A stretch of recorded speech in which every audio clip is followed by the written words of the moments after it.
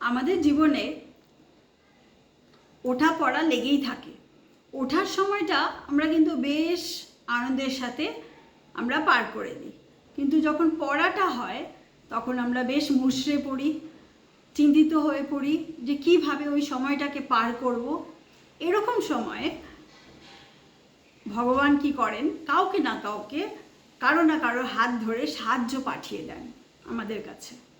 আমাদের পরিবার তো সবসময় আমাদের সঙ্গেই থাকেন, তাছাড়াও আশেপাশের লোকজন, আত্মীয় স্বজন, বন্ধুবান্ধব, প্রতিবেশী, এনারাও কিন্তু এগিয়ে আসেন।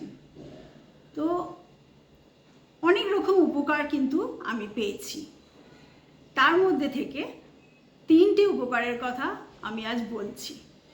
একবার আমরা খুব ছোট, আমি আর আমার ভাই, আমাদের বিল্ডিংয়ের উপরে একজন দিদা থাকতেন, আমরা বলতাম মিষ্টির দিদা, মিষ্টির দিদা। সেই মিষ্টি হচ্ছে ওই দিদার নাতনি। তো সেই সময় একবার তখন আমরা খুব ছোট, আমার মা খুব জ্বরে আক্রান্ত। এতটাই জ্বর যে উঠে আমাদের জন্য রান্নাবান্না করতে পারছেন না, আর বাবা কোনো কাজে কোথাও গেছেন।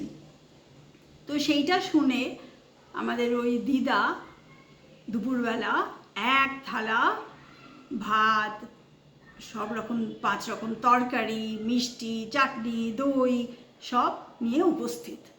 সেইটা দেখে আমরা তো তখন সেই মুহূর্তে প্রচণ্ড খুশি, প্রচণ্ড ভরসা, আনন্দের সাথে সেটা খেলাম।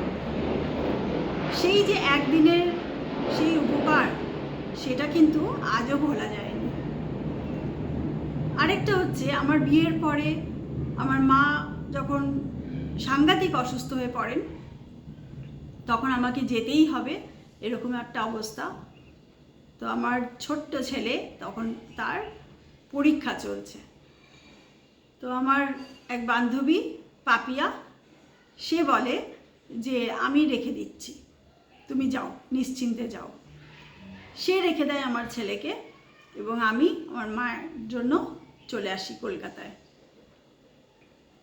আরেকটা উপকারের কথা, সেটা হচ্ছে আমার ভাইয়ের মাসি শাশুড়ি আর মেসো শ্বশুর, যখন আমার পরিবারেরই এক অসুস্থতার কথা এটাও, তো ওনারা সেই সময় সাংঘাতিক সাহায্য করেন।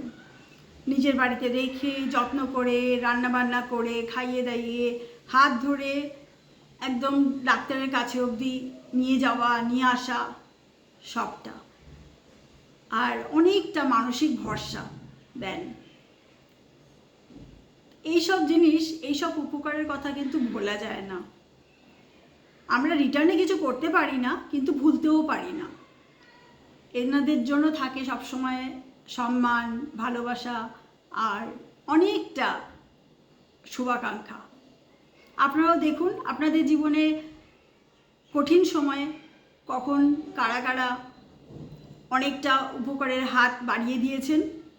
আপনারাও নিশ্চয়ই তাদের জন্য অনেকটা ভালোবাসা, সম্মান এবং শুভাকাঙ্ক্ষা রাখেন। ধন্যবাদ।